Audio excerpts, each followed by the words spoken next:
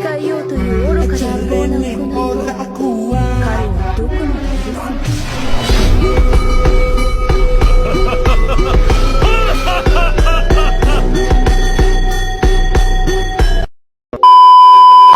Assalamualaikum warahmatullahi ta'ala wabarakatuh.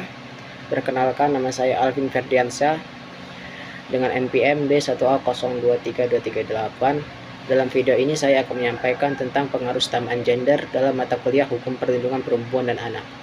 Pengaruh kesamaan gender adalah upaya untuk memastikan bahwa perspektif gender diintegrasikan dalam setiap kebijakan, program, dan aktivitas, termasuk dalam hukum dan perlindungan hak-hak perempuan dan anak.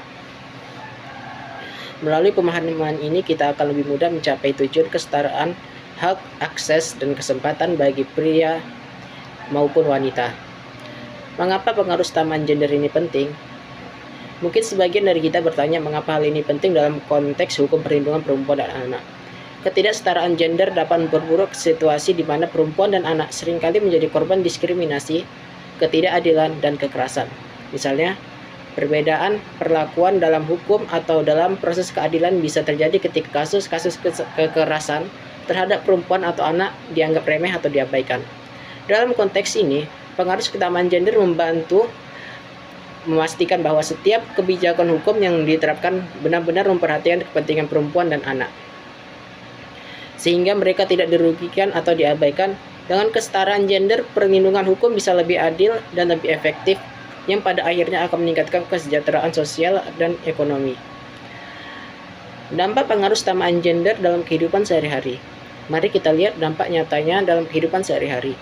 Dalam hukum perlindungan perempuan dan anak, pengaruh kesamaan gender memastikan bahwa undang-undang tidak hanya sekedar norma tertulis, tetapi benar-benar diterapkan dengan adil, misalnya dalam penegakan hukum bagi perilaku kekerasan terhadap perempuan atau anak. Kita perlu memastikan bahwa korban mendapatkan hak-hak mereka, baik dalam proses hukum maupun pemulihan pasca trauma. Ketika perempuan dan anak diberikan perlindungan yang layak, kita membantu menciptakan lingkungan yang aman dan kondusif bagi mereka. Pengaruh kesamaan gender dalam hukum ini adalah salah satu langkah kunci untuk menuju masyarakat yang lebih adil dan sejahtera. Peran laki-laki dalam pengaruh kesamaan gender. Penting untuk dicatat bahwa pengaruh kesamaan gender bukan hanya tanggung jawab perempuan, laki-laki juga punya peran besar dalam mendorong perubahan ini. Dalam konteks hukum, perlindungan pria bisa berperan sebagai agen perubahan dengan mendukung kesetaraan baik di rumah, di tempat kerja, maupun di dalam komunitas. Dalam terlibat aktif, pria membantu memecah stereotip yang merugikan, misalnya anggapan bahwa kekerasan dalam rumah tangga adalah urusan domestik atau pribadi. Sebaliknya, ketika laki-laki ikut serta dalam menentang kekerasan terhadap perempuan dan anak, kita semua bergerak bersama untuk menciptakan lingkungan yang lebih aman dan setara. Langkah menuju pengaruh kesamaan gender dalam hukum. Sekarang mari kita bicara tentang langkah nyata yang bisa diambil dalam pengaruh kesamaan gender di bidang hukum. Pertama, dimulai dari edukasi hukum yang berperspektif gender. Penting bagi aparat penegak hukum seperti polisi, hakim, dan pengacara untuk mendapatkan pelatihan tentang perspektif gender dalam penanganan kasus-kasus kekerasan terhadap perempuan dan anak. Kedua, kebijakan hukum yang mendukung kesetaraan gender. Misalnya, undang-undang yang memberikan perlindungan yang sama bagi perempuan dan anak serta menyediakan akses mudah bagi mereka untuk mendapatkan bantuan hukum.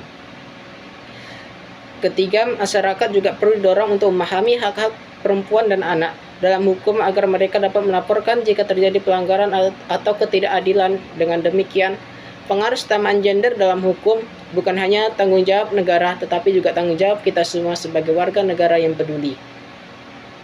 Penguatan peran perempuan dalam kepemimpinan hukum. Peran perempuan dalam kepemimpinan hukum seringkali diabaikan atau tidak diprioritaskan.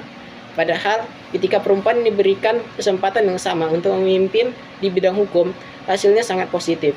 Misalnya, hakim atau pengacara perempuan seringkali memiliki pemahaman yang lebih mendalam terhadap kasus kekerasan berbasis gender. Namun masih banyak tantangan yang harus dihadapi oleh perempuan dalam mencapai posisi kepemimpinan hukum. Oleh karena itu, Pengaruh utamaan gender juga berarti memberikan dukungan yang diperlukan, termasuk pelatihan dan mentoring agar perempuan dapat mencapai posisi strategis dalam sistem hukum kita. Mengatasi hambatan struktural dalam hukum. Ada banyak hambatan struktural yang dihadapi perempuan dalam sistem hukum. Salah satunya adalah bias yang sering tidak disadari dalam penanganan kasus kekerasan terhadap perempuan dan anak. Pengaruh keutamaan gender dalam hukum memastikan bahwa proses hukum berjalan dengan adil tanpa bias terhadap gender. Kita perlu mendorong proses seleksi yang transparan dalam memilih aparat penegak hukum, serta pelatihan anti-diskriminasi agar semua pihak yang terlibat dalam penegakan hukum memahami pentingnya perspektif gender dalam proses peradilan. Dampak positif pengaruh keutamaan gender pada pembangunan sosial. Pengaruh keutamaan gender juga berdampak pada pembangunan sosial yang lebih luas. Ketika hukum dan kebijakan dibuat dengan mempertimbangkan kesetaraan gender, maka masyarakat kita bangun akan lebih adil, damai, dan sejahtera. Kesetaraan gender dalam hukum juga berkontribusi pada penurunan tingkat kekerasan dan ketidakadilan yang selama ini banyak dihadapi perempuan dan anak. Pentingnya pengaruh kesetaraan gender. Pengaruh kesetaraan gender penting dikarenakan meningkatkan kesejahteraan.